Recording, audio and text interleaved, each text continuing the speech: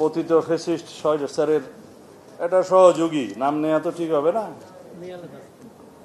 তারা ঘোষণা করছে আগামী 13ই নভেম্বর বাংলাদেশে নাকি লকডাউন হবে।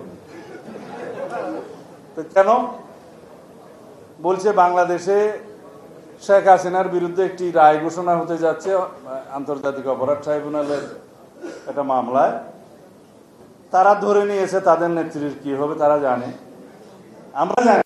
আমরা বিচার ব্যবস্থা শেষ করি, আদালত কি ঘোষণা করবেন, কি রায় দিবেন আমরা তো জানি না। আমরা চাই সবাই সুবিচার পাক। সেদিন নাকি লকডাউন হবে সারা বাংলাদেশ। আমি আসলে বেশি বিশ্রী কথা বলতেও চাই না। এখন বাংলাদেশের যারা রাজনীতিতে বিশ্বাস করে নাই, বাংলাদেশের গণতান্ত্রিক ব্যবস্থায় যারা বিশ্বাস করে নাই কোনোদিন, ফেসিবাদী স্বৈরাচারী কায়দায় এই দেশে দীর্ঘ অপশাসন চালিয়েছে, তারা যাদের মাধ্যমে এই দেশকে করদ রাজ্য প্রতিষ্ঠা করতে চেয়েছিল, তা আল্লাহ রাব্বুল আলামিন তারা তাদেরকে সেই দেশে আশ্রয় দিয়েছে। অর্থাৎ দিল্লিতে তারা আশ্রয় লাভ করেছে।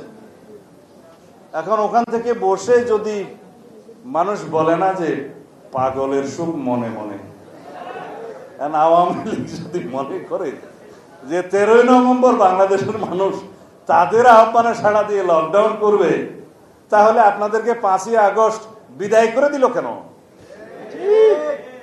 এই এক বছরের ভিতরে কিভাবে আপনাদের মনে হলো যে ফ্যাসিস্ট পতিত শেখ হাসিনা এবং আওয়ামী ফ্যাসিবাদী শক্তির পক্ষে বাংলাদেশে লকডাউন আপনারা আহ্বান করবেন আর জনগণ সাড়া দিবে? আপনারা যদি দুঃসাহস থাকে আসেন, বাংলাদেশের মানুষ আপনাদেরকে কিভাবে আপ্যায়ন করে দেখুন। আমরা তো চাই আপনারা এসে বিচারের মুখোমুখি হন, আসামির কাঠগড়ায় দাঁড়ান। আপনাদের সুবিচার নিশ্চিত করার দায়িত্ব এই দেশের মানুষের। সেটা না করে মনে মনে সুখ পাওয়ার জন্য, পাগলের কি সুখ মনে মনে পাওয়ার জন্য যদি বাংলাদেশের মানুষকে আহ্বান করেন যে এখানে লকডাউন হবে, তাহলে আমি মনে করি তারা শুধু পতিত ফ্যাসিস্ট নয়, তারা বোধহয় মন মস্তিষ্কে এখন রীতিমতো অসুস্থ। শেষবারের মতো অন্তর্বর্তীকালীন সরকারের প্রতি আহ্বান থাকবে, নির্বাচন কমিশনকে যেভাবে অনুরোধ করেছেন আগামী ফেব্রুয়ারির প্রথমার্ধে বাংলাদেশের জাতীয় সংসদ নির্বাচন অনুষ্ঠানের জন্য, সেটা বাস্তবায়নের লক্ষ্যে ডিসেম্বরের প্রথমার্ধেই আশা করি আপনারা তফসিল ঘোষণার জন্য নির্বাচন কমিশনকে আহ্বান জানাবেন। অবশ্য আপনাদের সরকারের আহ্বানের আর কোনো প্রয়োজনও নাই, কারণ নির্বাচন কমিশনকে যে ইনস্ট্রাকশন আপনারা দিয়েছেন সেই হিসাবে নির্বাচন কমিশন বলেছে ডিসেম্বরের প্রথমার্ধে তারা আনুমানিক 2 মাস সময় হাতে রেখে তফসিল ঘোষণা করবেন। সেই তফসিল অনুযায়ী বাংলাদেশ জাতীয়তাবাদী দল এবং আমাদের সাথে যারা ফ্যাসিবাদ বিরোধী জাতীয় সংগ্রামে গণতান্ত্রিক সংগ্রামে লিপ্ত ছিল সকল গণতান্ত্রিক দল সেই নির্বাচনে ইনশাআল্লাহ অংশগ্রহণ করবে। বাকি রইল গণভোট। গণভোট একই দিনে হতে হবে, এর কোনো বিকল্প নাই।